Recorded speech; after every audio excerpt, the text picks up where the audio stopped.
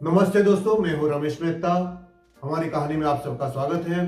दोस्तों, आज मैं आप लोगों को 12 ज्योतिर्लिंग में से एक ज्योतिर्लिंग धुष्माश्वर के नाम से जो गिना जाता है उसके बारे में बताऊंगा। आज तक मैंने 11 ज्योतिर्लिंग के बारे में ऑलरेडी बता दिया है।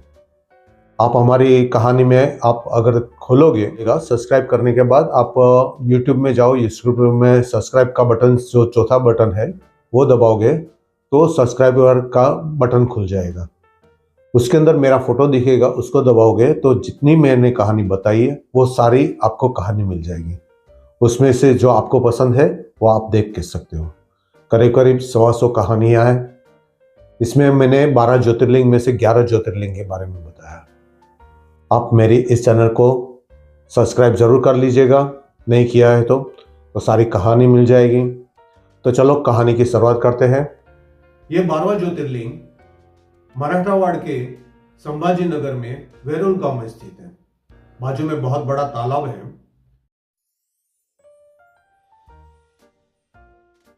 दोस्तों, इसकी कहानी कुछ ऐसी है कि देवगिरी पर्वत के पास एक सुधर्मा नाम का ब्राह्मण रहता था। उसकी पत्नी सुदेहा उसके साथ रहती थी। दोनों को पुत्र न होने के कारण सुदेहा ने अपनी बहन धुष्मा से अपने पति से शादी करवा दी।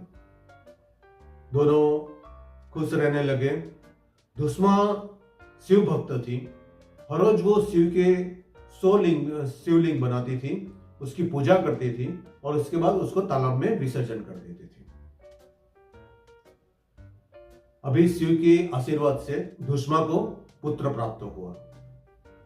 धुष्मा, उसका पति और बच्चे खुश रहने लगे, मगर सुदेहा से इसकी खुशी देखी नहीं गई।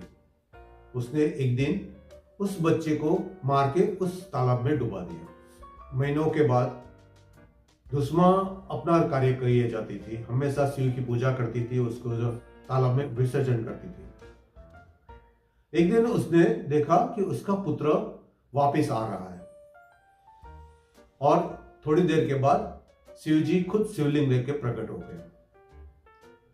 शिवजी ने धुष्मा को आशीर्वाद दिया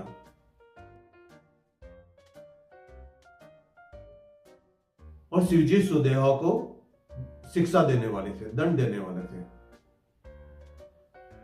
तो धुष्मा ने बताया कि आप उसको क्षमा कर दीजिए। शिवजी ने वहां शिवलिंग स्थापित कर दिया जो धुष्माश्वर के नाम से जाना जाता है। बहुत बड़ा मंदिर है। 44,400 फीट का परिसर में यह बड़ा मंदिर बना हुआ है। लाल पत्थर से बना हुआ यह मंदिर है। यह मंदिर 13वीं शताब्दी से पहले किया गया है। मुगलों ने इसके ऊपर आक्रमण करके मंदिर को काफी हानि पहुंचाई थी।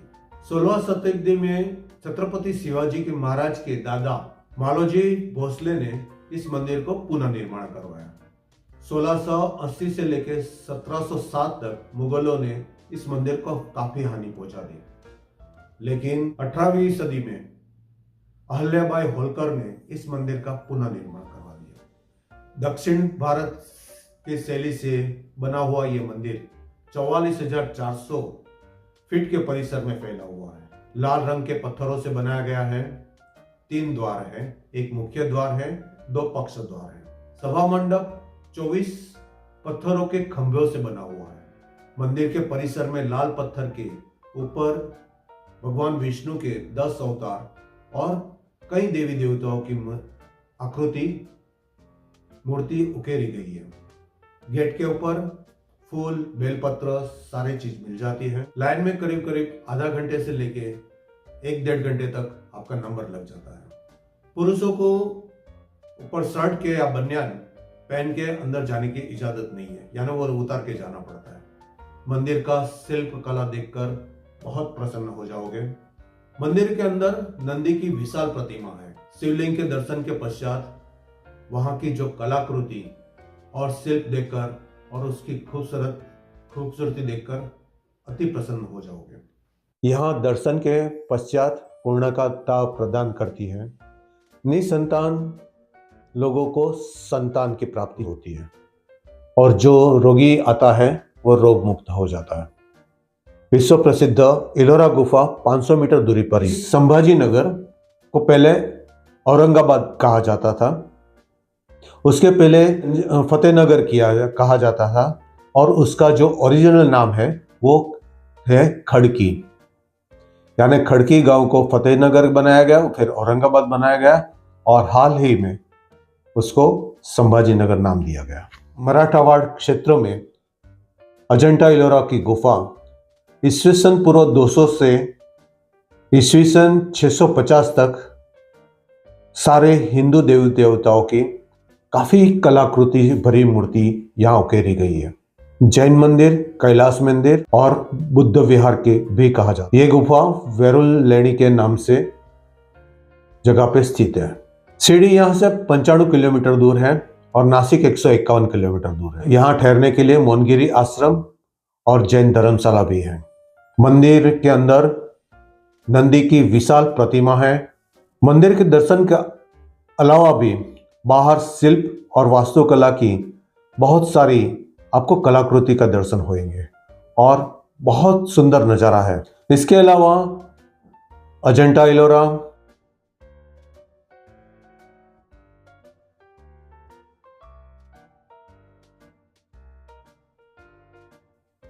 अभी जो वहां दौलताबाद किला है, एक्चुअली देवगिरी किला कहा जाता था, मगर उसका नाम बदल के दौलताबाद किला का है, जो 14 किलोमीटर दूरी पर है। 1187 के पहले उसका नाम देवगिरी किला कहा जाता था। इस किले के अंदर जाने के लिए एक पुल है, एक साथ 2 व्यक्ति ही जा सकते हैं।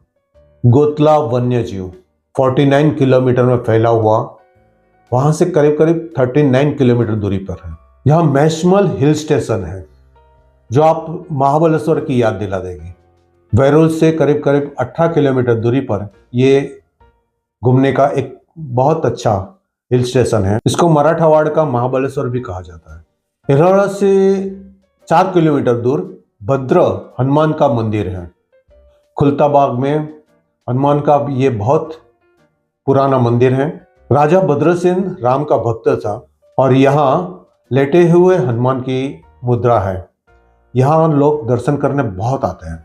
सातवाहन काल के राजा विक्रमादित्य का शासन यहाँ दिखाई देता है। देवगिरी राजा कृष्णदेव राय का शासन सुवर्ण काल माना जाता है। पैठण संत एकनाथ मंदिर, मुक्तेश्वर मंदिर गोदावरी नदी के पास स्थित है। यहाँ की जो साड़ियाँ है वो बहुत फेमस है। महाराष्ट्रन साड़ी के लिए ये प्रसिद्ध जगह है। संभाजीनगर को दरवाजों का शहर भी कहा जाता है। तो आप वहाँ जब भी दर्शन करने जाओगे, यहाँ बहुत भीड़ लगती है। सुबह 4 बजे खुल जाता है मंदिर, रात को 9 बजे तक खुला रहता है। दोस्तों, आप अगर दुष्वेश्वर मंदिर में जाओगे, आप इसकी कलाकृति देखकर बहुत प्रसन्न हो जाओगे। दोस्तों, फिर एक और नई कहानी लेकर आऊँगा। तब तक के लिए धन्यवाद। आप मेरे इस चैनल को लाइक और सब्सक्राइब जरूर कर लीजिए। फिर मिलेंगे।